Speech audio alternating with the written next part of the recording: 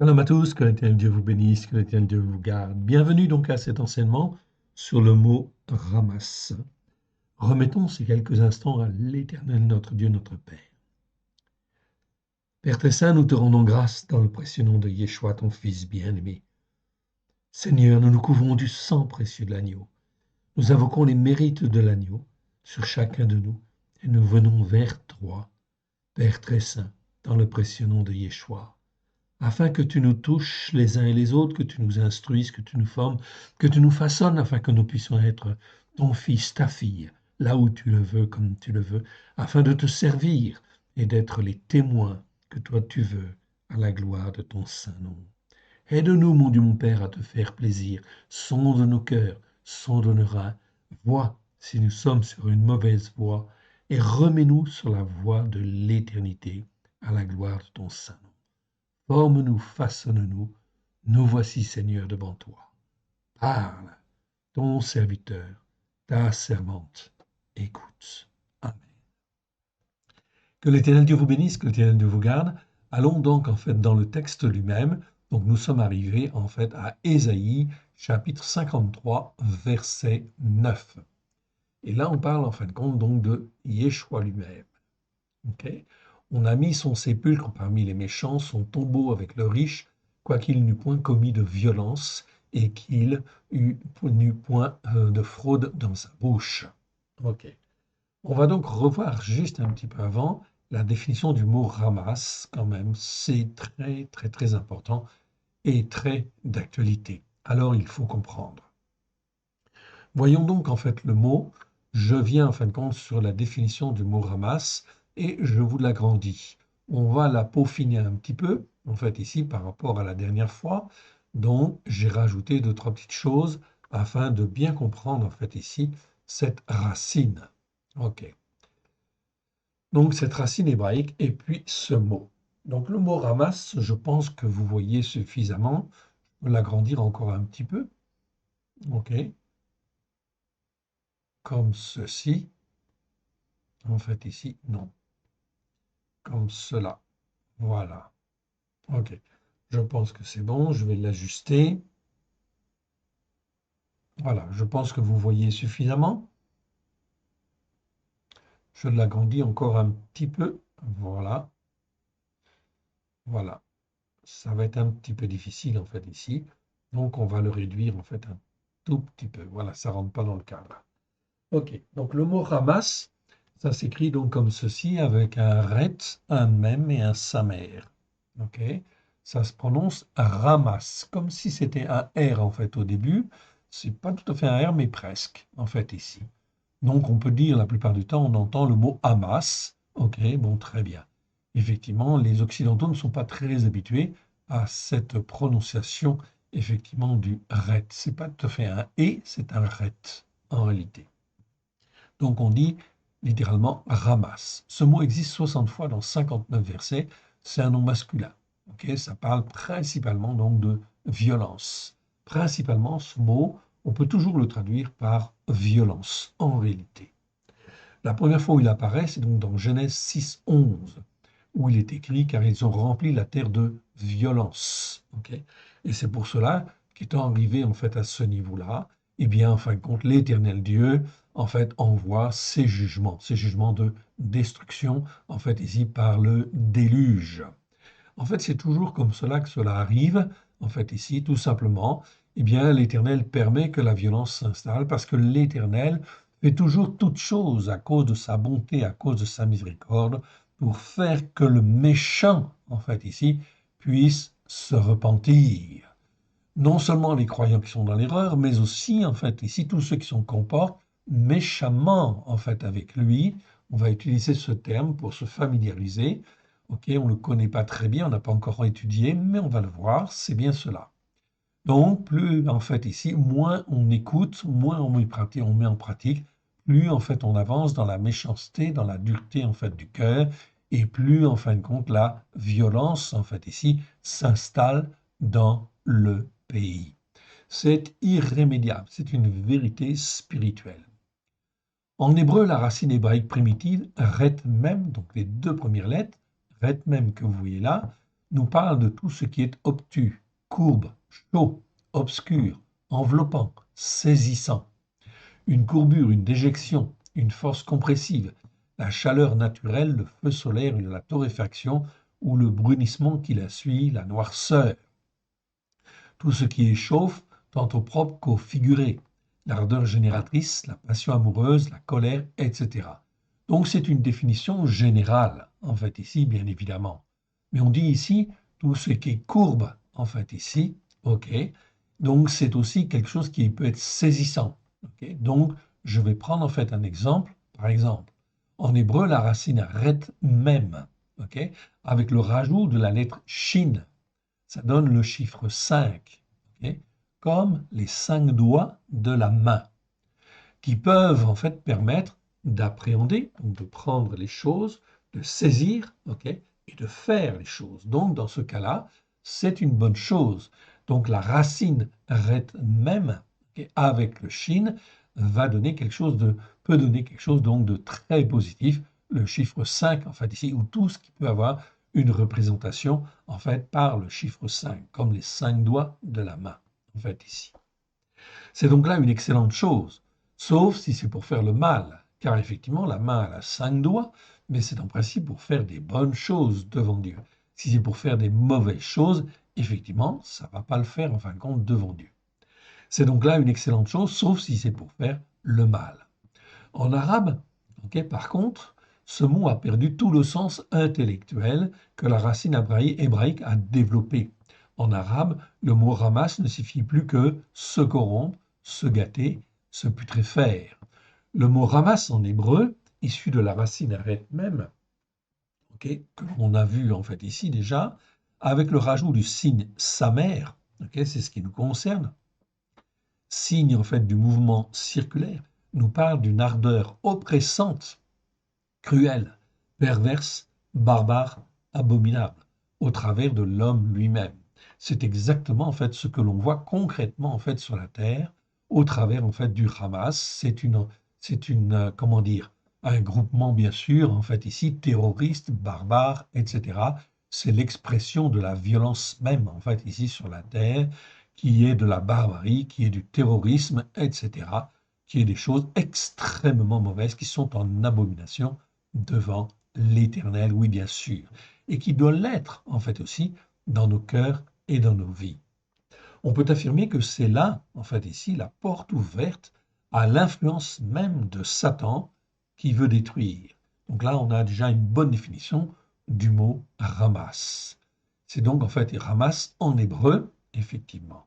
Donc ce mot en fait est généralement bien traduit ou assez bien traduit dans la version seconde puisqu'il est traduit 44 fois par violence, en fait 8 fois par violent, ok.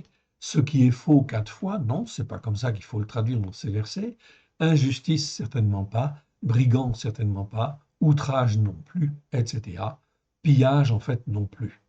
Ok, voici les 59 versets dans la Louis II, etc. Ça commence avec Genèse 6, 11. Ok, je réduis en fait ici mon texte pour que en fait ça ne mette pas trop de désordre dans en fait l'organisation de mon texte. Et on revient donc au chapitre 53, verset, le verset qui nous concerne en fait ici. Je réduis un tout petit peu pour que ça rentre dans l'écran. Voilà. Et on était au verset 9. Et on va relire à partir du verset 8. Là, on parle de Yeshua, bien sûr. Je ne relis pas à partir du début du verset 1.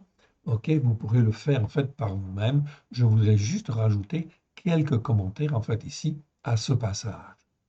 Donc en parlant de Yeshua, il a été enlevé par l'angoisse et le jugement. Oui, bien sûr, c'est le mot mishpat que l'on retrouve ici. On a vu effectivement le mot mishpat, okay, dans une trentaine de en fait, vidéos pour bien analyser ce mot parce qu'il est extrêmement important d'apprendre à avoir un jugement juste. Et parmi ceux de sa génération, qui a cru qu'il était retranché de la terre des vivants et frappé pour les transgressions de mon peuple. Ici, le terme, c'est bien le terme pécha. On ne l'a pas étudié, en fait, ici, mais en fait, on aura l'occasion de le faire certainement un jour. Donc, pécha, ça existe 93 fois dans 80 versets. Ok, ça nous parle de transgression. Donc la Bible nous parle très souvent des péchés, des transgressions et des iniquités. Les péchés, par principe, c'est manquer la cible. Donc chaque fois que je manque la cible que Dieu avait prévue pour moi, c'est un péché volontaire ou involontaire. Mais quand on manque, en fait, ici, le but, c'est un péché. Donc c'est ça la notion de péché. La transgression, pécha, c'est un petit peu différent. La pécha, la transgression, ça suppose que l'on est instruit, on sait que c'est mal, mais on le fait quand même. Ou on sait en fin de compte qu'on devrait le faire et on ne le fait pas. Par exemple, ok, je ne fais pas le Shabbat, en fait ici parce que je ne suis pas instruit, j'ai donc manqué le but. C'est en sens propre en fait un péché. Maintenant, si je suis instruit, j'ai lu effectivement qu'il fallait faire le Shabbat, mais je ne le fais pas. En fait, ici, ma volonté, en fait, ici, est en cause. Donc, résultat des courses, ce n'est plus un péché, c'est une transgression, en fait, ici. Une désobéissance, une insoumission, une rébellion à la parole de Dieu. En fait, ici, à l'écoute et à la mise en pratique. Donc, là, ça prend en fait un stade plus grave, c'est de la transgression, c'est le mot pécha. C'était donc important de le préciser. Donc tous les croyants, bien sûr, qui ont lu en fait les Écritures, qui ont lu que le Shabbat est bien le septième jour et qu'il faut faire en fait ici relâche le jour du Shabbat et qu'il faut pratiquer le jour du Shabbat et ne le font pas, sont dans la transgression ou tombent dans la transgression, etc. Ce qui est grave parce que cela constitue en fait ici une rébellion contre Dieu, quelque part, et bien sûr, si cela persévère dans le temps, cela va contribuer à l'endurcissement du cœur, ok, à la désobéissance en fait pleine et entière, à ce que Dieu dit, en fait ici, et bien évidemment, on risque de tomber dans l'injustice, oui bien sûr. Là, l'iniquité s'accroît, parce qu'on a l'habitude de faire comme cela. Donc là, l'iniquité, effectivement, c'est en fait ici, je veux dire, tout ce qui est issu de la tradition et que l'on prend pour vrai et qui n'est pas vrai. Donc ça devient de l'iniquité, en fait, ici. Et l'iniquité, en fait, si elle perdure dans le temps, eh bien, elle va s'aggraver. Ça va devenir de l'iniquité avon, on va passer à la vla, à la vlata, etc., puis à la veine, l'injustice. On a vu toutes ces vidéos sur ces mots-là, avon, avla, aven. Je vous encourage donc à aller revoir pour bien préciser les choses et aller voir si vous ne les avez pas vues. Donc, on ne change pas l'écriture. L'écriture, elle est comme ça, donc il faut l'accepter telle qu'elle est et on ne la refait pas, oui bien sûr. Il faut donc s'y plier. Donc, il a été frappé pour les transgressions de mon peuple. Verset 9. On a mis son sépulcre parmi les méchants, en fait, ici. Donc, je ne sais plus comment c'est traduit dans la seconde ici, mais ici, on ne l'a pas étudié en fait encore, mais on le verra, ce mot-là. C'est donc très, très important. C'est le mot, en fait, méchant. C'est le mot en hébreu racha. Racha qui existe 263 fois dans 249 versets. C'est un adjectif que l'on traduit souvent par un nom, par méchant, oui, bien sûr. OK. C'est toujours ceux qui, en fait, ici, ne font pas, résistent à Dieu et ne font pas ce que Dieu veut faire. Là, on est déjà méchant. Méchant, ça en français au sens propre du terme, le même sens qu'en français. On est bien d'accord.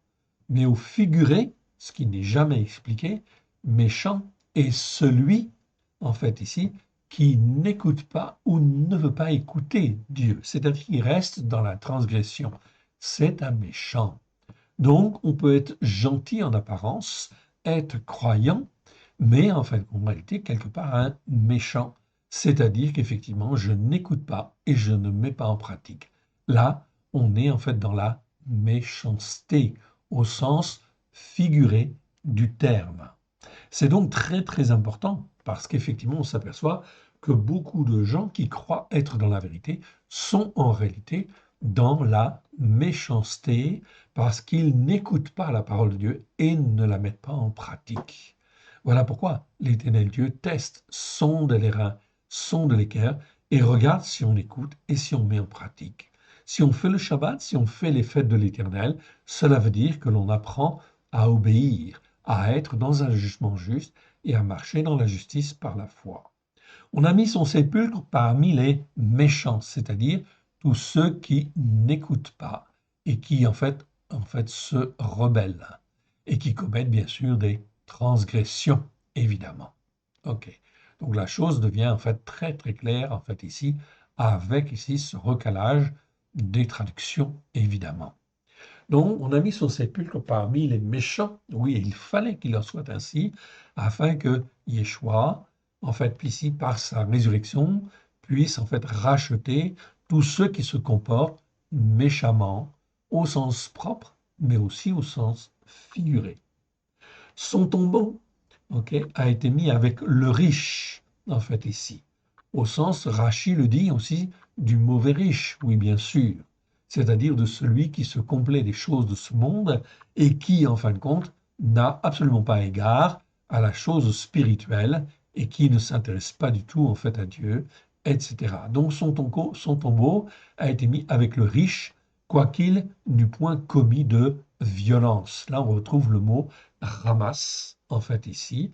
Donc 60 fois dans 59 versets, je vous le montre, en fait, ici, nous avons bien ici le mot ramasse, c'est violence. Yeshua, en aucune manière, ok, dans sa vie, ok, n'a fait preuve de violence. En aucune manière. Même lorsqu'il prend le fouet, en fait, ici, dans le temple pour chasser, en fait, les vendeurs, est-ce qu'il fait preuve là de violence? Non. Il fait preuve simplement, en fait, ici, de la colère de Dieu ou, en fin de compte, de la fureur, en fin de compte, de Dieu de voir ces choses abominables dans un lieu qui devrait être sanctifié, oui, bien sûr. Ce n'est absolument pas, en fin de compte, ici, de la violence au sens biblique du terme. Donc, il n'eut point commis de violence, en fait, ici, quoiqu'il n'eut point de fraude dans sa bouche. Alors, le mot fraude, je ne suis pas sûr que ce soit le mot fraude, mais enfin, disons, on peut l'entendre en fait comme ça. OK, j'aurais dit en fait perversité ou quelque chose de ce type-là. On verra en fait ce mot-là un peu plus tard. Restons sur le mot en fait ici, violence surtout. Allons donc à la suite et voyons où cela nous conduit. Donc, on arrive maintenant dans Ésaïe chapitre 59. Ésaïe chapitre 59, verset 6. Alors, verset 6, et on va reprendre à partir du verset 1. Donc, on est dans Ésaïe 59, verset 6. Leurs toiles ne servent point à faire un vêtement, ils ne peuvent se couvrir de leurs ouvrages, leurs œuvres sont des œuvres d'injustice, et leurs actes, les actes de violence sont dans leurs mains. Ok. Alors, voyons un petit peu le contexte pour bien comprendre. Non, verset 1. Non, la main de l'Éternel n'est pas trop courte pour sauver, ni son oreille trop dure pour entendre.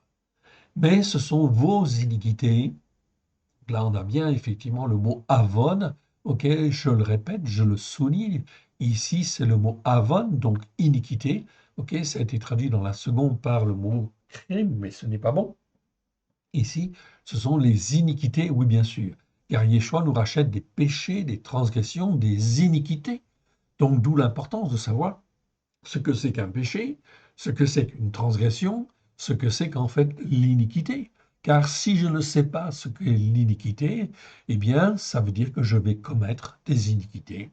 Donc, lorsque je suis racheté par le sang de l'agneau, j'ai absolument besoin de toutes les Écritures, notamment de la Torah, des prophètes et des psaumes, pour apprendre ce que c'est que péché, ce que c'est qu'une transgression, ce que c'est qu'en fait de l'iniquité, oui bien sûr, car sinon, eh bien, je reste dans l'ignorance et je vais pécher et je vais commettre des iniquités, même si j'ai été racheté.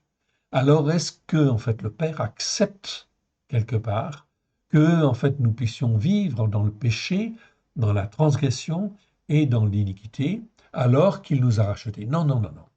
Là, il faut recaler, hein, bien évidemment, les choses très sérieusement. Nous sommes rachetés par le sang de l'agneau afin d'être instruits, façonnés, comme Dieu le veut, et que l'on puisse devenir des hommes matures à la gloire de l'Éternel. C'est-à-dire qu'on apprenne un tant soit peu ce qui est péché, transgression et iniquité. Même si on ne sait pas parfaitement, on apprend à marcher selon un jugement juste et dans la justice par la foi, c'est-à-dire le sang de l'agneau nous lave, nous purifie, nous sanctifie de nos erreurs, de nos incompréhensions, et l'Éternel sait très bien qu'on n'apprend pas tout, en fait, ici, en l'espace, en fait, ici, de quelques heures, quelques jours, quelques mois, oui, bien sûr. Mais l'Éternel Dieu sonde nos cœurs souverains, voit dans quelle attitude de cœur nous sommes. Mais ce sont vos iniquités qui mettent une séparation entre vous et votre Elohim. Ce sont vos péchés qui vous cachent sa face et l'empêchent de vous écouter. Donc là, on dit en fait ici péché. En fait ici, donc c'est bien rata, c'est bien effectivement le mot péché. On est bien d'accord. Péché, c'est rata. On n'a pas étudié dans le détail, ok? On n'a pas eu le temps en fait encore, ok? Le mot rata, qui existe 296 fois dans 272 versets, ok? Eh bien, ça nous parle là de péché. Péché, c'est manquer le but. Donc, chaque fois que je manque le but, eh bien, j'ai péché. Ok? Donc, ce sont vos péchés qui vous cachent sa face et l'empêchent de vous écouter. Donc là, on comprend pourquoi beaucoup de prières, finalement, en fait, sont faites, mais ne sont pas écoutées, tout simplement parce qu'il y a du péché, bien évidemment. Donc là, effectivement, c'est donc important de bien comprendre et d'essayer, en fin de compte, d'avancer dans le bon sens, bien évidemment. Verset 3. Car vos mains sont souillées de sang et vos doigts d'iniquité. On retrouve le mot avon, en fait, ici, qui est traduit dans la version seconde par crime, mais non, mais c'est iniquité. Vos lèvres profanent le mensonge, votre langue fait entendre l'iniquité remplie d'hypocrisie et de duplicité et qui perdure. Là, cette fois-ci, on n'est plus dans l'avon, ok, on est dans l'avla, en fait, ici. C'est-à-dire l'iniquité, en fait, ici, je vous avais fait, en fait, ici, déjà le schéma de avon, l'iniquité, on tombe dans l'avla, hein, si ça perdure dans le temps, c'est-à-dire que l'hypocrisie vient se rajouter, en fait, ici, et la duplicité vient se rajouter, et en fait, elle perdure dans le temps. Ok. Je prends en fait un exemple très clair. Vos lèvres profèrent le mensonge, votre langue fait entendre l'iniquité remplie d'hypocrisie et de duplicité et qui perdure. Je prends un exemple donc. Je suis croyant, j'ai été racheté en fin de compte par le sang de l'agneau, et je dis, comme on dit dans les églises évangéliques, je n'ai pas besoin de la Torah pour l'écouter et la mettre en pratique. Là, cela veut dire que si on entend ça, en fait, ici, cela veut dire quoi? On n'est plus dans l'iniquité ici. On est dans l'iniquité qui est remplie d'hypocrisie et de duplicité. C'est-à-dire que je crois qu'il existe une autre voie de salut, la voie chrétienne évangélique, qui vise en fait à développer la montagne spirituelle ou la colline spirituelle évangélique, qui dit que j'ai été sauvé par le sang de Christ et en fin de compte, je n'ai pas besoin d'écouter la Torah pour la mettre en pratique. Là, cela veut dire que de la bouche sort non plus de l'iniquité, c'est bien sûr de la transgression, c'est bien sûr en fin de compte de l'avla, c'est plus de la vonne de l'iniquité tout court, c'est de l'avla, c'est-à-dire de l'iniquité remplie d'hypocrisie et de duplicité. On est double. On est double, en fait, on a une âme double et elle perdure dans le temps. Cela est très grave parce que cela va entraîner, en fait, d'autres croyants à faire de même. Et effectivement, c'est une iniquité vraiment très grave quelque part. Voilà pourquoi, en fait, ici, eh bien, le Seigneur dit, car vos mains sont souillées de sang et vos doigts d'iniquité, vos lèvres profèrent le mensonge. Donc là, on dit le mensonge, on dit que le dimanche, c'est la même chose que le Shabbat. On dit que faire Noël, en fait, ici, ce n'est pas grave, c'est une fête de réjouissance. Eh bien, effectivement, là, le volet profère le mensonge. Donc, ça se fait en fin de compte ici, sans violence dans un premier temps, on est d'accord. Ok. Et ça se fait sans violence, mais cela en fait entraîne de la corruption en fait ici. On répand le mensonge. Le Seigneur laisse faire, car tu es libre de faire comme tu veux. Verset 4. Nul ne se plaint avec justice, nul ne plaide selon la foi. Ici, ok, c'est traduit par, en fait, Emouna. Ok, c'est traduit par droiture. Ici, le mot Emouna, on n'a pas étudié en fait ici ce mot-là encore. On le verra. Ce mot en fait ici parle de fidélité et de foi en réalité. Car lorsque je suis fidèle en fait à Dieu, c'est parce que je marche par la foi. Donc, en fait, ici, la foi, en fait, compte ici. Donc, dans beaucoup de versets, on devrait traduire ce mot Emouna par foi en réalité. Donc, nul ne plaide selon la foi, évidemment. Il s'appuie sur des choses vaines. Ok. On s'appuie sur des choses vaines, c'est-à-dire des choses qui, en fait, ici, n'ont pas de fondement, en fait, ici, dans la Torah, c'est-à-dire Noël, c'est-à-dire le dimanche. Est-ce que ça a des fondements, en fin de compte, dans les Écritures? Non. Ils disent des faussetés, donc on comprend, donc des choses de néant. Ils conçoivent la souffrance, en fait ici, mieux que le mal. Ils enfantent, en fait ici, l'injustice. Donc de ces choses, en fait, mauvaises, on arrive, comme on l'a vu, en fait ici, à l'injustice. On a fait les vidéos sur le mot injustice. Oui, bien sûr. Et donc, en fait, ici, la Torah, les prophètes et les psaumes, on trouvera en fait très souvent, en fin de compte, ici, le mot aven, oui, bien sûr, 78 fois dans 70 versets, mais il est très souvent mal traduit, malheureusement. Donc, ce qui veut dire que ce n'est pas enseigné comme il faut dans, en fait, les assemblées. Voilà pourquoi. Il faut sortir des assemblées pour venir sur la Torah, pleine de grâce et de vérité. Et il vaut mieux sortir, effectivement, et en fait chercher la vérité. Verset 5. Il couve des œufs de serpents venimeux. Ok. Donc c'est comme si, en fin de compte, il couvait des œufs de serpents venimeux, c'est-à-dire des serpents qui vont donner la mort. Ils tissent des toiles d'araignée. Celui qui mange de leurs œufs meurt, et si l'on en brise un, il sort une vipère. Ok. Verset 6. Leurs toiles ne servent point à faire un vêtement. C'est une toile d'araignée pour prendre, pour enfermer, et non pas une toile pour faire un vêtement. Non. Ils ne peuvent se couvrir de leur ouvrage. Leurs œuvres sont des œuvres d'injustice. On retrouve le mot aven en fait ici, et leurs actes sont des actes de violence. Les actes de violence sont dans leurs mains. Ils vont arriver en fait à la violence, oui. Ils vont être amenés à la violence, à tel point que les assemblées qui s'enferment en fait là-dedans, effectivement, deviennent violentes vis-à-vis, effectivement, des hommes et des femmes qui cherchent la vérité, qui veulent être sur la Torah, les prophètes et les psaumes à la lumière de Yeshua, avec grâce et vérité. Approchez-vous en fin de compte d'une assemblée qui en fait enseigne le mensonge, et bien effectivement, vous allez avoir en fin de compte ou subir des actes de violence. Il y a de fortes chances, oui bien sûr, que vous ne puissiez pas résister dans une assemblée. Donc, si aujourd'hui vous résistez dans une assemblée qui enseigne le mensonge, c'est que vous-même, vous n'êtes pas sur la vérité. Car en fin de compte, si on est sur la vérité, il est impossible de rester, en fait, ici, dans une assemblée qui annonce le mensonge. Verset 7. Leurs pieds courent au mal. Ils ont hâte de répandre le sang innocent. Leurs pensées sont des pensées d'injustice. La dévastation et la ruine sont sur leur route.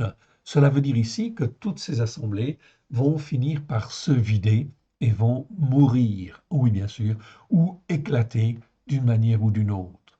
La certitude en fait qui est donnée par les Écritures, c'est que le résultat, le fruit en fait de l'injustice, du mensonge, c'est la dévastation et la ruine. Verset 8 dit, ils ne connaissent pas la voie de la paix. Il n'y a point de jugement juste, et on retrouve ici le mot jugement, ok, jugement juste, mishpat, sur lequel nous avons fait des vidéos, 33 vidéos, vous pouvez aller les voir, ok, ça nous permet en fait d'apprendre à avoir un jugement juste. Il n'y a point de jugement juste, en fait, ici, ok, dans leur réflexion. C'est là que l'on comprend très très bien que leur manière de penser est totalement en fait erronée. Voilà pourquoi si on les écoute, eh bien on va être entraîné sur une mauvaise voie. Voilà pourquoi le Seigneur dit très clairement, sortez, sortez du milieu d'eux, bien évidemment. Ok. Il n'y a aucun jugement juste dans leur réflexion. Ils prennent des chemins détournés. Quiconque y marche ne connaît point la paix, en fait, ici.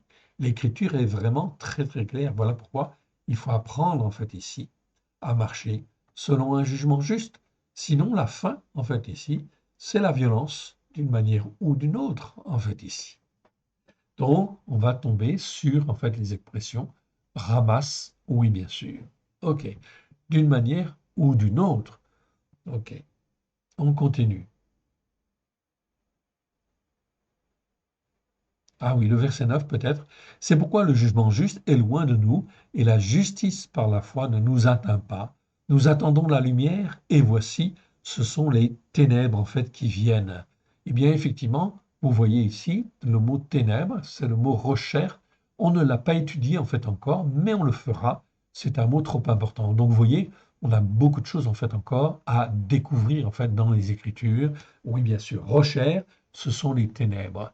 Ok, ténèbres au sens en fait au sens propre d'une part, mais aussi au sens figuré, c'est-à-dire que tu es appelé, tu as été lavé par exemple par le sang de l'agneau, mais dans ta tête, tu es dans les ténèbres en fait encore, c'est-à-dire que tu ne vois pas le chemin de la vérité, le chemin en fin de compte de l'écoute et de la mise en pratique avec grâce et vérité. Cela veut dire que dans ta tête et dans ton cœur, il y a beaucoup de ténèbres, en fait, ici.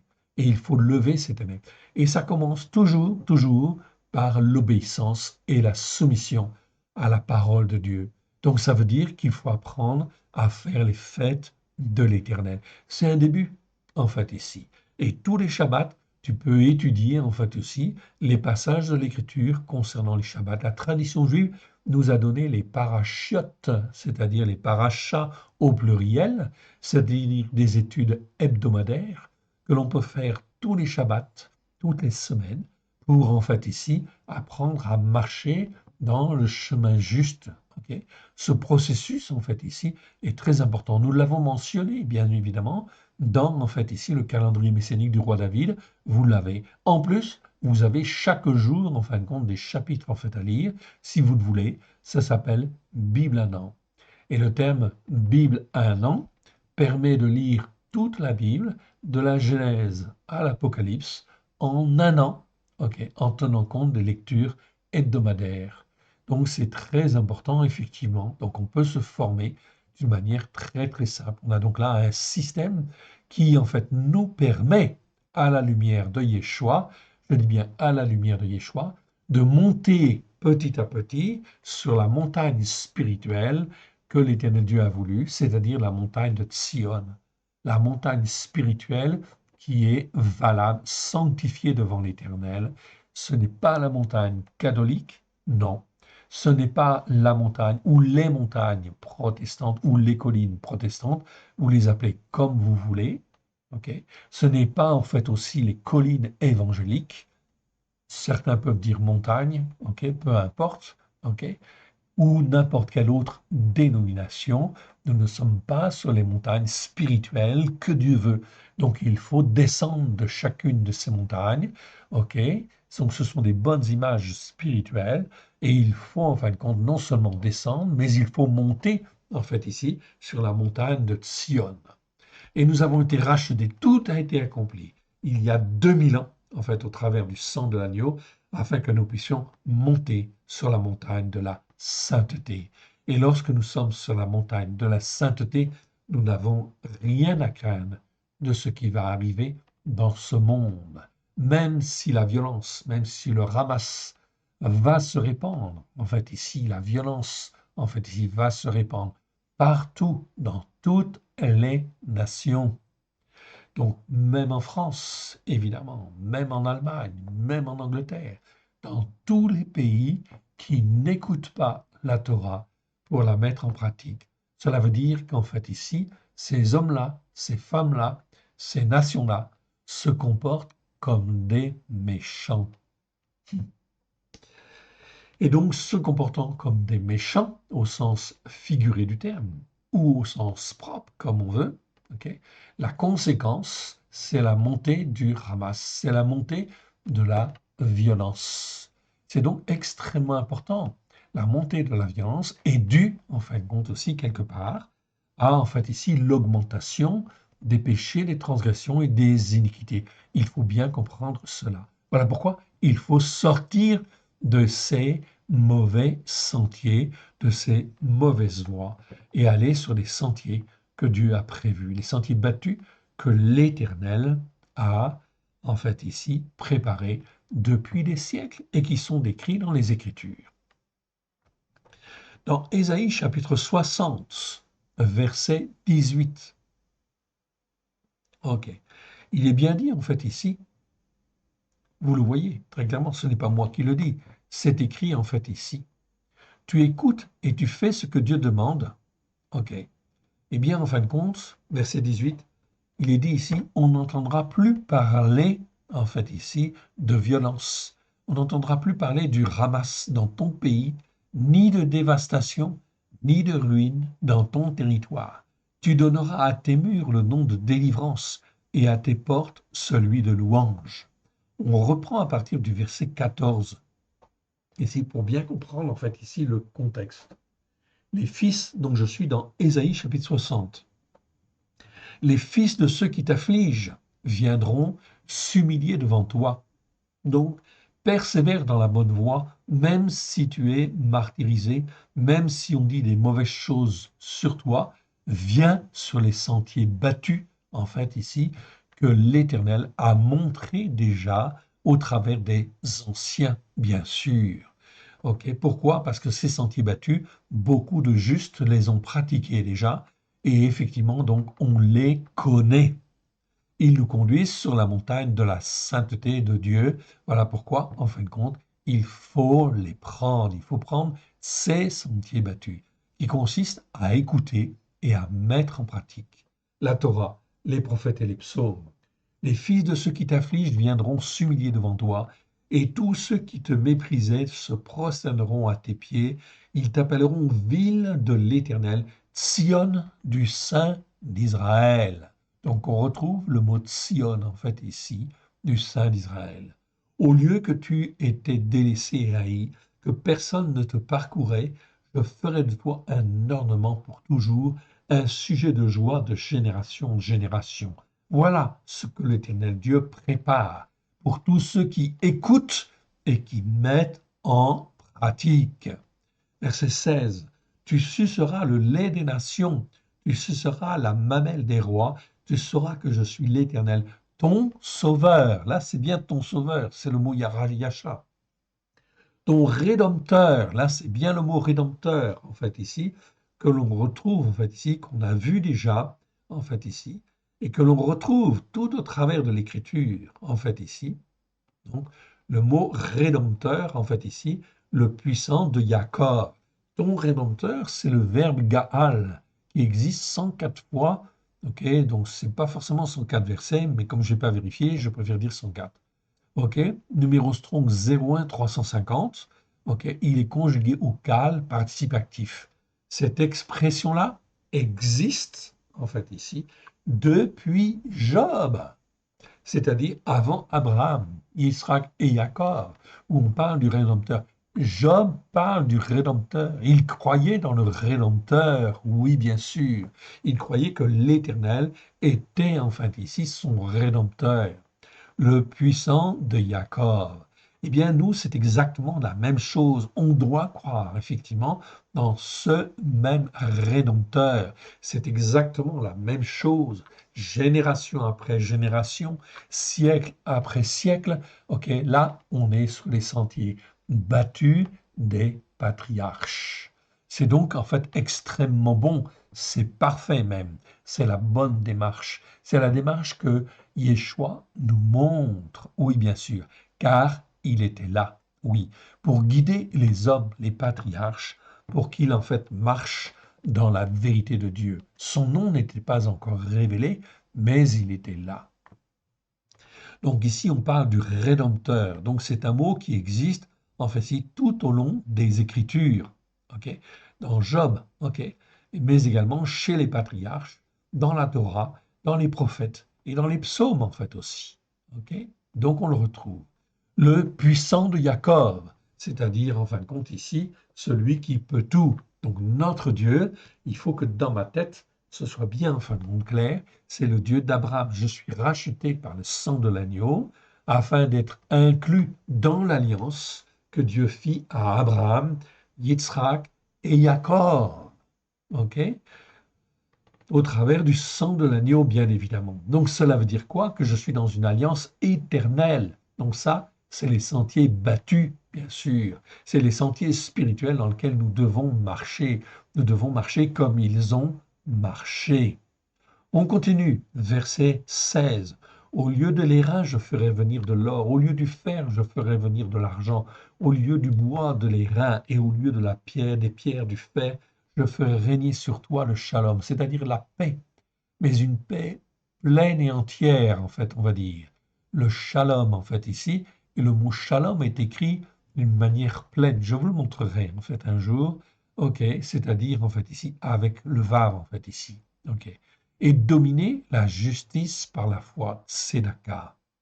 Verset 18. On n'entendra plus parler de violence dans ton pays, ni de dévastation, ni de ruine dans ton territoire. Tu donneras à tes murs le nom de délivrance, ok, et à tes portes celui de louange.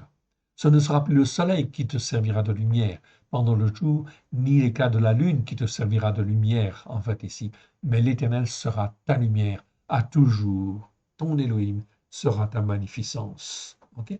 C'est donc ici quelque chose d'extraordinaire qui, en fin de compte, est prévu aux enfants de Dieu qui écoutent et qui mettent en pratique. Plus de violence.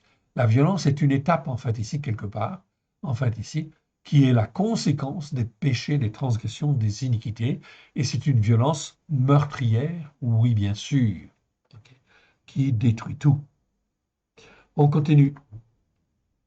On arrive dans Jérémie, Jérémie chapitre 6, verset 7, et on va reprendre à partir du verset 5. Donc Jérémie, je vous le rappelle, c'est un grand prophète qui, en fin de compte, a prophétisé en fait, du temps de la chute en fait, de Jérusalem. Il a prophétisé plus de 40 ans, en fait, ici, essayant de ramener en fait, ici, le peuple, ok, à cause de ses transgressions, de ses péchés, en fait, de ses iniquités.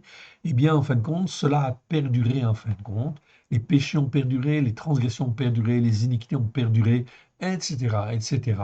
Et en fait, ici, la violence, en fin de compte, vient et la dévastation vient. C'est exactement ce qui se passe en fait ici.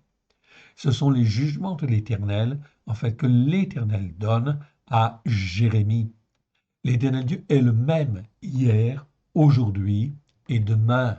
Donc, il va opérer de la même manière sur toutes nos nations, oui, bien sûr, sur tous les hommes, oui, bien sûr.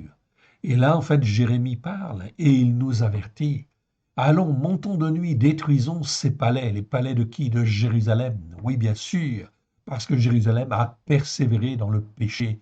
Donc les annonces de destruction sont là. Les annonces de destruction sont là encore aujourd'hui, oui, bien sûr, car on n'écoute pas la parole de Dieu comme Dieu l'a annoncé avec grâce et vérité au travers de Yeshua HaMashiach, celui qui est appelé le Christ. Car ainsi parle l'Éternel des armées, abattez les armes, c'est-à-dire abattez tout ce qui, en fait, est résistant ou peut constituer quelque chose de solide, élevez des terrasses contre Yerushalayim. C'est la ville qui doit être châtiée, il n'y a qu'oppression au milieu d'elle. Parce qu'il y a oppression au milieu d'elle, eh bien, effectivement, en fait, ici, elle doit être châtiée. C'est exactement ce qui arrive avec nos sociétés. vous voyez en fin de compte de plus en plus effectivement de contestations.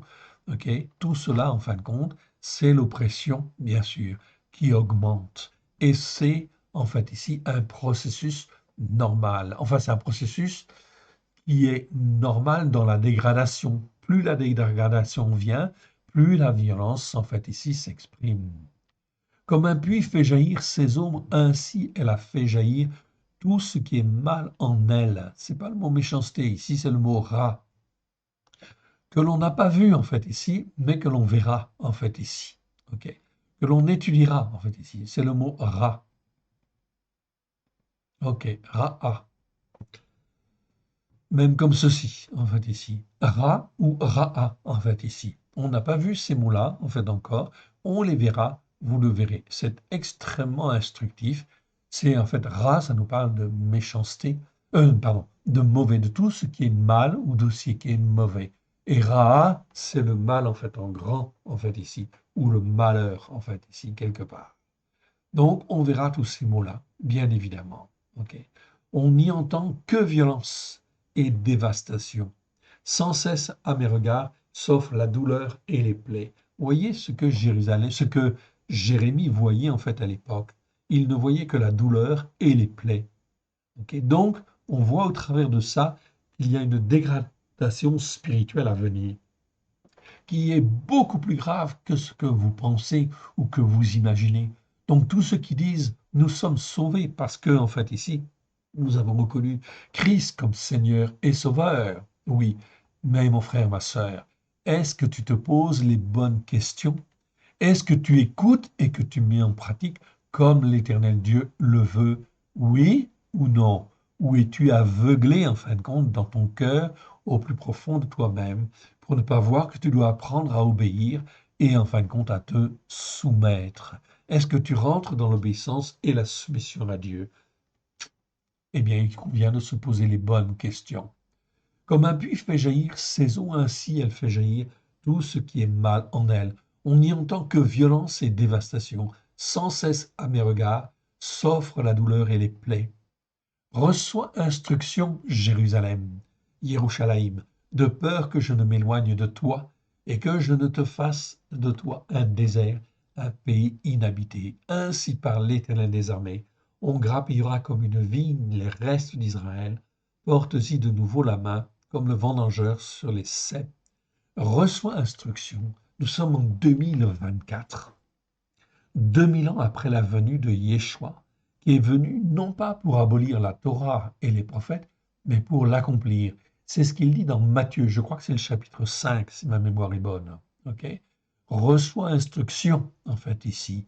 Croyant en Yeshua, croyant en Jésus-Christ, ne te borne pas à rester sur des collines spirituelles ou des montagnes spirituelles qui enseignent le mensonge. Car si tu restes là, en fait, ici, c'est la violence que tu fais venir quelque part, en fait, ici. On le verra. Ce que je dis là est écrit dans Ézéchiel. On le verra tout à l'heure. Ok, on continue? Allez, c'est parti. Et on arrive en fait dans Jérémie chapitre 20, verset en fait 8. Ok. Et je reprends à partir du verset 7 pour comprendre le contexte. Donc Jérémie chapitre 20, verset 7. Tu m'as persuadé, Éternel, et je me suis laissé persuader. Tu m'as saisi et tu m'as vaincu. Je suis chaque jour un objet de raillerie. Tout le monde se moque de moi. Mon frère, ma sœur, ne vous attendez pas à ce que l'on vous écoute et que l'on vous, en fait ici, comment dire, écoute avec bienveillance. Non, si vous écoutez et que vous mettez en pratique la Torah, les prophètes et les psaumes, vous allez être critiqué. Alors, loué soit l'Éternel. Cela veut dire que vous êtes sur la bonne voie. Okay? Si du moins vous écoutez et vous mettez en pratique comme Dieu le veut. Tu m'as saisi, tu m'as vaincu, je suis chaque jour un objet de raillerie. Tout le monde se moque de moi, tout le monde se moque de moi. Vous voyez que Jérémie, lui, il a appris à résister. L'Éternel l'a formé pour cela. Car toute la fois que je parle, il faut que je crie à la violence et à la dévastation. Et la parole de l'Éternel est pour moi un sujet d'opprobre et de risée chaque jour. Ok. Donc on voit en fait ici comment, en fin de compte, Jérémie, en fait ici, se comportait. Mais l'Éternel Dieu le permet. Pourquoi? Parce que l'Éternel Dieu, en fait ici, est bon et miséricordieux et ne veut pas la mort de ceux qui s'égarent. Voilà pourquoi l'Éternel Dieu cherche des hommes et des femmes qui soient solidement ancrés sur sa Torah, ses prophètes et des psaumes, afin de pouvoir témoigner de sa vérité. Verset 9. Si je dis, je ne ferai plus mention de lui, je ne parlerai plus en son nom, il y a dans mon cœur comme un feu dévorant qui est renfermé dans mes os. Je m'efforce de le contenir, je ne le puis, car j'apprends les mauvais propos de beaucoup, répandant l'épouvante tout autour.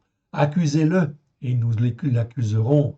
Tous les hommes mortels qui étaient en paix avec moi guettaient, en fait, si je chancelle. Ici, on parle des Énoches. Je vous en ai parlé. Donc, c'est les hommes mortels, en fait, ici. C'est-à-dire les gens, en fait, ici. OK? Tous ceux qui ne sont pas spirituels, bien évidemment. OK? Qui étaient en paix, même s'ils étaient en paix avec moi. OK? Ils guettaient si je chancelle. Peut-être cela sera-t-il surprendre et nous serons maîtres de lui, nous tirerons vengeance de lui. OK? Ces comportements, nous allons les rencontrer. Ils existent déjà, mais peu importe, il faut écouter la parole de Dieu et apprendre en fait à résister. Oui, bien sûr. Verset 11. OK. Mais l'Éternel est avec moi. Donc, voyez ce que Jérémie dit ici. L'Éternel, OK. Mais l'Éternel est avec moi. OK. C'est un exemple. C'est un ancien, en fait, ici. C'est un exemple de croyant, en fait, ici, qui nous montre, en fait, un type de comportement pour résister, en fait, ici, à, en fait, ici, l'oppression, à l'adversité. Mais l'Éternel est pour moi comme un héros puissant. C'est pourquoi mes persécuteurs chancellent et n'auront pas de dessus. Ils seront remplis de confusion pour n'avoir pas réussi. Ce sera une honte éternelle qui ne s'oubliera pas. Voilà pourquoi l'Éternel Dieu cherche des hommes et des femmes qui soient courageux, capables de résister pour témoigner de sa vérité. Et l'Éternel Dieu promet qu'il sera là comme il a été là avec Jérémie. L'Éternel des armées éprouve le juste, il pénètre les cœurs, les reins et les cœurs. Je verrai ta vengeance s'exercer contre eux, car c'est à toi que je confie ma cause. Voilà comment Jérémie parle. Et voilà comment nous devons aussi, en fait ici, parler. Chantez à l'Éternel, louez l'Éternel, car il délivre l'âme du malheureux de la main des méchants. On retrouve le mot méchant en fait ici. On l'étudiera aussi plus en détail. Je vous l'ai promis, on le fera. Okay? C'est trop important. On continue? Allez. Et on arrive en fin de compte maintenant dans Jérémie chapitre 51. Jérémie chapitre 51, verset 35. OK. Que la violence envers moi et ma chair déchirée retombe sur Bavel. Okay? Donc, effectivement, Jérémie a beaucoup souffert, en fait, ici, pendant, en fait, ici, cette période prophétique où il a témoigné, oui, bien sûr. Nebuchadnezzar, c'est Nebuchadnezzar. Donc, en hébreu, c'est Nebuchadnezzar. Donc, la vocalisation et l'écriture est un petit peu différente. OK, on verra cela un peu plus tard, ce n'est pas le moment. Nebuchadnezzar, c'est Nebuchadnezzar, roi de Babel m'a dévoré, m'a détruite. Il a fait de moi un vase vide, tel un dragon. Il m'a englouti, il a rempli son ventre de ce que j'avais de précieux. Il m'a chassé. Que la violence envers moi et ma chair déchirée retombe sur Babel, dit l'habitant de Tsion. Que mon sang retombe sur les habitants de la Chaldée, dit Yerushalayim. Donc ici, enfin ici, quelque part, en fait ici, dit l'habitant de Tsion, c'est-à-dire ceux qui croient, en fait, vraiment, en fait ici. Bien sûr, ils supportent, en fait ici, la violence, mais en réalité, en fait ici, elle va retomber. Que son sang retombe sur les habitants de la Chaldée, dit Yerushalayim. C'est pourquoi ainsi parle l'Éternel, voici, je défendrai ta cause, j'assurerai ta vengeance, je mettrai à sec la mer de Bavel, et je ferai tarir sa source. Babel sera un monceau de ruines, un repère de chacal, un objet de désolation et de moquerie. Il n'y aura plus d'habitants. Donc l'Éternel annonce déjà à Jérémie, avant que Jérusalem ne soit détruite, eh bien annonce que en fait Babel sera détruite. La violence qui sera infligée par en fait ici Babel sera en fait anéantie, car ils n'ont pas été seulement là pour en fait ici être une réaction en fait ici contre la méchanceté en fait ici des croyants, mais en fait ici ils ont été au-delà. Oui, bien sûr, ils ont agi avec violence, avec comment dire, tout ce que le Hamas fait en réalité. On continue. Et on arrive en fait ici, donc au verset 46. On va reprendre à partir du verset 45. Sortez du milieu d'elle, mon peuple, que chaque homme sauve son âme en échappant à l'ardeur consumante de la colère de l'Éternel. Donc, la chaleur, comment dire, l'ardeur consumante, c'est raron en fait en hébreu, de la colère, c'est af en fait en hébreu, de l'Éternel.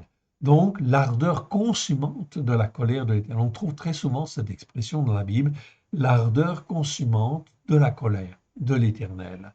Tout cela, en fin de compte, l'ardeur consumante, ça la parle en fin de compte que, en fait ici, les hommes et les nations, en fait ici, sont en fait ici mangés à cause, en fin de compte, okay, de l'ardeur consumante de la colère. Depuis 2000 ans, les hommes ont-ils écouté la parole de Dieu pour la mettre en pratique? Non. Alors, ils vont goûter de l'ardeur consumante de la colère de l'Éternel. C'est une réalité spirituelle. C'est pas quelque chose qui va peut-être arriver, c'est une réalité spirituelle. Et le Seigneur ouvre nos yeux sur ce qui va venir.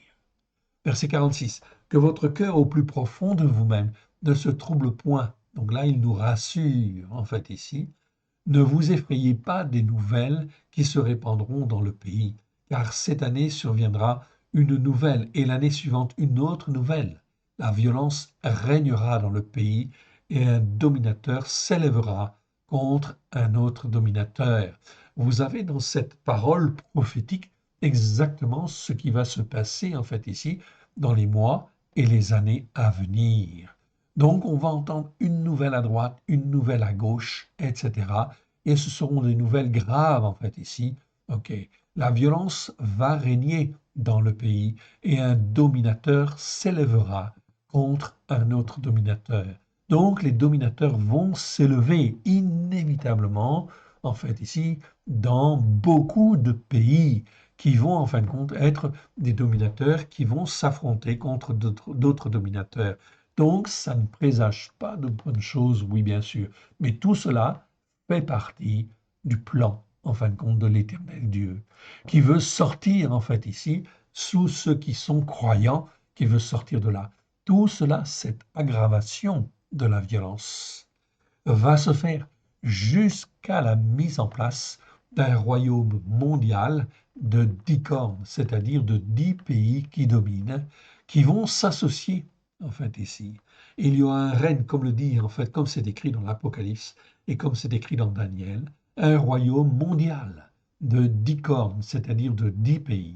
Et en fin de compte, 3 de ces, en fait, 10 rois vont tomber, en fait, ici. Et c'est à ce moment-là que l'Antichrist va régner sur le monde entier. L'Antichrist qui est appelé, en fait, ici, dans le Nouveau Testament, dans la Brite Hadasha, dans l'Alliance Nouvelle, qui est appelé par Paulos la nomos. Nomos, ça veut dire Torah, en fait, en grec, en fait, on va dire. Et puis A, c'est privatif, c'est-à-dire le sans Torah. Tout simplement parce que c'est un jugement, en fait, de l'Éternel. L'Éternel est en train de dire ici, vous n'avez pas voulu de ma Torah, alors vous aurez pour chef un sans Torah. Ok, c'est l'Antichrist en réalité, bien sûr. Donc là, on voit très clairement ce qui doit en fait arriver. Donc l'Éternel Dieu nous prépare. Voilà pourquoi. Il faut en fin de compte ici apprendre à écouter et à mettre en pratique et à s'accrocher au seul Dieu unique et vrai afin d'avoir une foi en fait ici solide et d'être un guébert, c'est-à-dire un homme fort, un homme façonné, un homme qui résiste face aux mauvaises nouvelles, face à tout ce qui vient et notamment à la montée de la violence en fait ici, à la montée du Hamas en fait ici, très clairement en fait ici, ou la montée de la violence. Ézéchiel chapitre 7, Ézéchiel chapitre 7, versets 10 et 11. Ok. Je lis ici 10 et 11, donc je répète, Ézéchiel chapitre 7. Voici le jour, voici il vient. Le jour, le tour arrive, la verge fleurit, l'orgueil s'épanouit. Regardez bien ces quelques mots, en fait, ici. Voici le jour, voici il vient. Oui, nous sommes en 2024, les temps du jugement, en fait, viennent. C'est très prophétique ce que le Seigneur nous dit là. Le tour arrive, le tour, en fin de compte, des nations. Hier, c'était Israël. Hier, c'était Jérusalem, en fait, ici. C'était les 10 tribus du Nord. Puis ensuite, en fin de compte, Jérusalem. Ok. Aujourd'hui, c'est le temps des nations. C'est le temps d'être jugé. Le tour arrive, le tour du jugement. La verge fleurit. Ah, on ne comprend pas bien cette notion-là. De verge qui fleurit. Qu'est-ce que ça veut dire? Ah, on va le découvrir un petit peu plus tard dans d'autres versets. Vous allez voir. L'orgueil s'épanouit. Et oui, les nations s'enorgueillissent à droite et à gauche. Elles continuent de ne pas écouter. Pourtant, elles voient Israël qui se bat contre le Hamas. Donc c'est en réalité, spirituellement, il faut le comprendre comme ceci, en disant Israël qui se bat contre la violence. Donc, la guerre, en fin de compte, du Hamas, la guerre d'Israël contre le Hamas, est une guerre spirituelle, quelque part, et qui, en fin de compte, ici, montre la voie, en fait, ici, à toutes les nations. Est-ce que vous saurez combattre contre le Hamas, contre la violence d'une manière générale? Est-ce que, oui, vous êtes prêts à combattre, en fait, ici? Eh bien, en fin de compte, l'orgueil s'épanouit. Les nations, effectivement, en fait, ici, continuent de marcher sans écouter la Torah. Donc, ils sont dans l'orgueil quelque part. Ils croient pouvoir faire. Et ils vont s'associer les uns avec les autres. C'est ce que l'on voit avec la Russie qui veut s'associer avec la Chine et avec l'Iran. L'orgueil, en fin de compte, est là, bien évidemment. OK?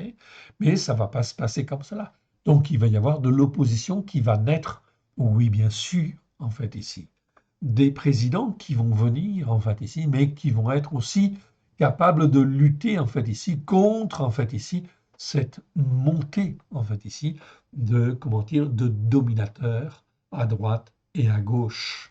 Donc vous pouvez imaginer bien évidemment que les États-Unis en fin de compte, bien évidemment, la prochaine élection en fin de compte, ce n'est même pas la peine de dire qui va être vainqueur.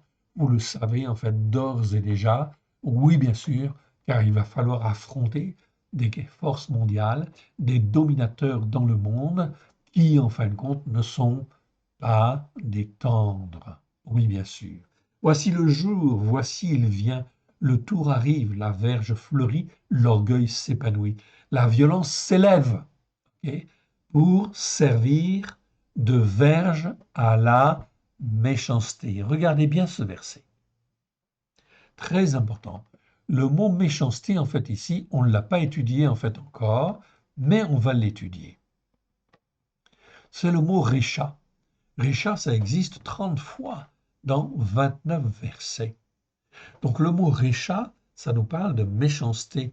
C'est comme rachat tout à l'heure qui parlait de méchant. Ça, c'est l'adjectif. Mais le nom, c'est récha, méchanceté, qui existe 30 fois dans 29 versets.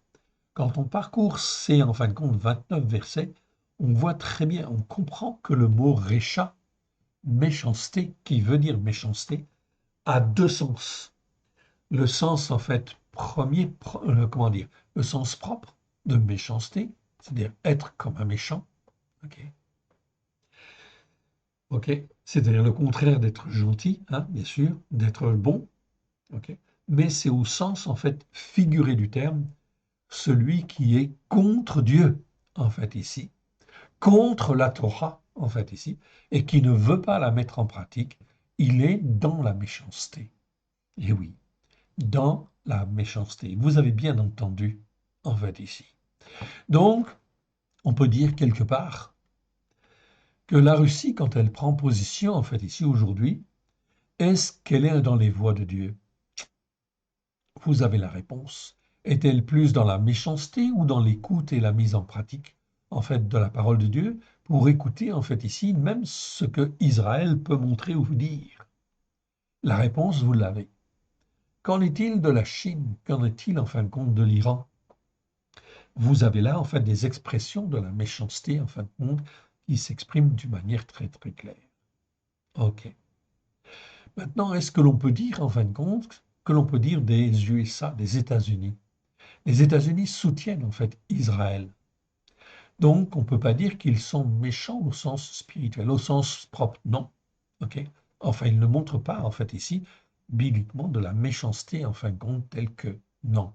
C'est une civilisation occidentale, oui, bien sûr. Ça ne veut pas dire qu'elle fait tout parfaitement, mais on est là dans le camp, en fin de compte, des gentils, en fait, ici, ou des bons, en fait, aussi, quelque part, de ceux, en fin de compte, spirituellement, qui soutiennent Israël. C'est donc là quelque chose de très important. Donc, ils sont dans, en fait, le camp des gentils, quelque part. Et la France devrait être, en fait, aussi dans le camp, en fin de compte, des gentils, c'est-à-dire de ceux qui soutiennent Israël. Donc, au contraire de ça, elle se tient, en fin de compte, dans une limite, en fait, ici, qui est, en fait, à la limite de la méchanceté, en étant, en fait, ici, pro-palestinien, etc. Eh bien, quelque part, en fait, on soutient, on le ramasse directement ou indirectement, quelque part. Tout au moins, il y a toute une partie, en fin de compte, des Français qui soutiennent effectivement le Hamas. Je ne fais pas de la politique et mon but, c'est pas de faire de la politique. Mais, en fait, ici, la Bible dit très clairement, la violence s'élève pour servir de verge, ok, à la méchanceté. Donc, tout ce qui est méchanceté, en fait, ici, va être sanctionné par, en fait, ici, le Hamas, la violence, quelque part. Donc voilà pourquoi la violence va éclore, en fait, ici, à droite et à gauche. Ce sera peut-être même, dans certains pays, certains endroits, le Hamas lui-même, en fait, ici, l'organisation terroriste que l'on voit aujourd'hui, nous, en fait, d'autres formes, en fin de compte, de terrorisme ou de violence qui est équivalente, qui sont, en fin de compte, ici, comme une verge, dit le Seigneur, la verge de la méchanceté. Retenez, en fait, ce verset car on va le retrouver en fin de compte dans d'autres passages, en fin de compte, des Écritures. Donc, ce n'est pas une erreur, en fin de compte, de traduction, en fait, ici. La violence, en fait, ici, l'Éternel Dieu la permet. Non pas, je n'ai pas dit qu'il la veut, en fait, ici. Il la permet comme étant, en fin de compte, la verge qui fleurit, la verge de la méchanceté. Voilà pourquoi c'est extrêmement important de bien comprendre ces choses-là et d'apprendre à être bien ancré sur les racines hébraïques de la foi, comme il convient, bien évidemment. Plus rien d'eux, plus rien d'eux, de leur foule brillante, de leur multitude, on ne se lamente pas sur eux. On continue avec le mot Hamas. OK. Et on arrive en fin de compte dans Ézéchiel chapitre 7. Et là, on passe au verset, en fait, ici, 23. Je vais lire à partir du verset 21. Donc, on est au verset 23. Je vais lire 21 à 27, jusqu'à la fin, en fait, ici, de ce passage. Je la donnerai en pillage aux mains des étrangers hostiles. OK? Donc, il donnera qui? Jérusalem. OK? Il donnera, en fin de compte, ici, OK?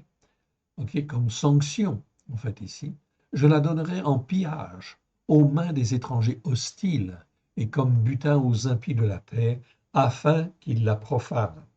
Je détournerai de ma face et l'on souillera mon sanctuaire. Des furieux y pénétreront et la profaneront. OK. Prépare les chaînes, car le pays est plein de crimes de sang, méritant des jugements. La ville est pleine de violence. Voilà ce que l'Éternel Dieu constate en fait ici en ce qui concerne Jérusalem. Verset 24, je ferai venir les plus méchants des peuples pour qu'ils s'emparent de leur maison. Je mettrai fin à l'orgueil des puissants. Ici, je mettrai fin à l'orgueil des puissants et leurs sanctuaires seront profanés. Donc, on voit en fin de compte ici très clairement ce que l'Éternel Dieu va faire dans les temps qui viennent.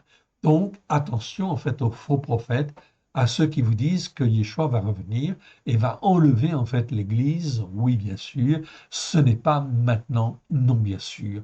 Et il faut que tous se repentent de leurs iniquités et reviennent en fin de compte à l'écoute et à la mise en pratique de la parole de Dieu. Verset 25, la ruine vient. Il cherche le salut et point de salut. Il arrive malheur sur malheur, un bruit succède à un bruit. Il demande des visions aux prophètes. Les sacrificateurs ne connaissent plus la Torah. Les anciens n'ont plus de conseils. Okay. Traduisons ceci en fin de compte en langage plus moderne en fait ici, quelque part. Il arrive malheur sur malheur, un bruit succède à un bruit, il demande des visions aux prophètes. Les pasteurs et les prêtres ne connaissent plus la Torah, les anciens n'ont plus de conseils. Mon frère, ma sœur, c'est criant de vérité, en fait, ici, cette parole. Plus on néglige la Torah, plus, en fin de compte, ici, les péchés, les transgressions s'amoncellent, les iniquités s'amoncellent. De plus en plus, on est dans la désobéissance et la rébellion. Donc, en fait, ici, l'orgueil, en fait, ici, des uns et des autres augmente, ok, et ils se croient, en fait, ici, sauvés parce qu'ils sont sur telle montagne ou telle autre montagne spirituelle. Mais il n'y a qu'une seule montagne spirituelle qui tiendra dans les temps qui viennent, c'est la montagne de Sion. C'est la montagne de la sainteté. Voilà pourquoi il faut se repentir et revenir à l'Éternel d'une manière sérieuse. C'est pour ça on peut dire aujourd'hui, sortez, sortez du milieu d'eux, quittez toutes les collines spirituelles et les montagnes spirituelles sur lesquelles vous pouvez être, car la violence qui va arriver est une violence, en fin de compte, extrême, quelque part. Comme on le voit aujourd'hui, ce n'est que les prémices. Ce que l'on a vu avec Israël, ce n'est que les prémices. Et l'Éternel a utilisé son propre peuple pour combattre, en fait, le Hamas, en fait, ici, parce qu'Israël est le seul capable de combattre le Hamas, de combattre la violence, oui, en elle-même. Voilà pourquoi, en fin de compte, ici, vous pouvez sonder, en fait, les cœurs des uns et des autres. En fait, ici, tous ceux qui sont bien dans les Écritures, il n'y a qu'une seule nation qui est capable, en fait, ici, de combattre le Hamas, c'est Israël. Car Israël est capable, en fin de compte, de résister à toute, en fin de compte, comment dire, la perversité du Hamas, à la barbarie du Hamas, oui, bien sûr, à de cette violence, en fait, là.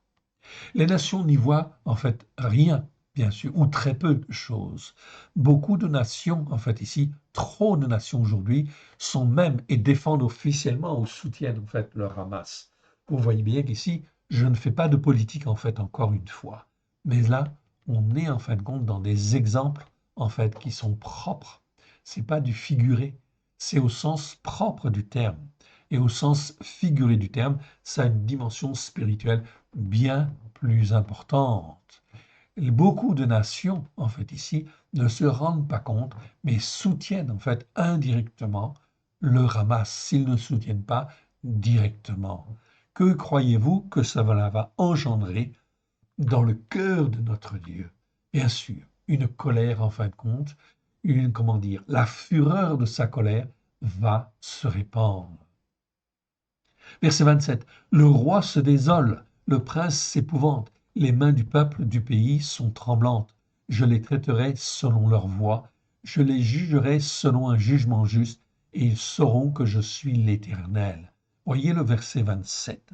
Le verset 27, il est même dit ici que le roi ou le président se désole devant ce qui arrive. Le prince, en fait, ici, celui qui est le premier ministre, en fait, on va dire, ou celui qui est prince, en fait, ici. Ok. Les mains du pays sont tremblantes. Ok. Est-ce que nous sommes tremblants, en fait, encore en France? Pas encore, mais ça va venir. Oui, bien sûr. Partout, en fait, en Europe, partout dans le monde, en fait, ici, les mains du peuple seront tremblantes. Tous ceux qui ne sont pas, en fin de compte, accrochés à l'Éternel Dieu, le Dieu d'Israël. Les mains du peuple du pays sont tremblantes. Je les traiterai selon leur voie, dit l'Éternel. Je les jugerai selon un jugement juste, non pas comme ils méritent, mais je retrouve le mot, en fait ici, mishpat, que l'on a étudié dans le détail, donc je ne reviens pas dessus. Ici, on a bien le mot mishpat, oui bien sûr. Donc, selon un jugement juste. Et vous pouvez être sûr que l'Éternel Dieu va juger. Et il va juger d'une manière, en fin de compte, sévère. Ils sauront que je suis l'Éternel. Donc le monde saura, en fait, qui est l'Éternel. OK. On continue. Enfin, on va aller dans le verset, en fait, suivant.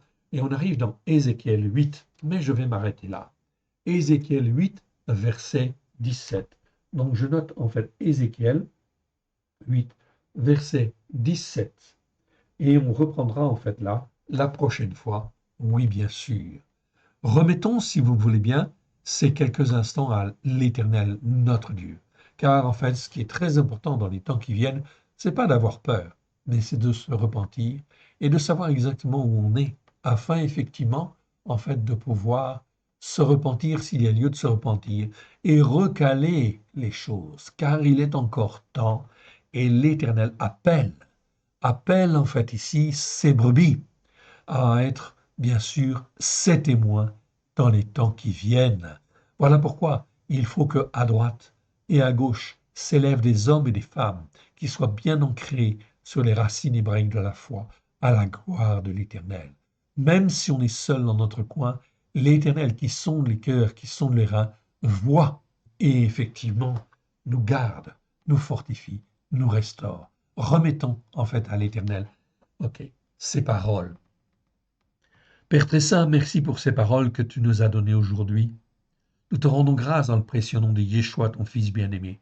Nous les bénissons afin qu'elles soient remplies de grâce et de vérité au travers de Yeshua, ton Fils bien-aimé.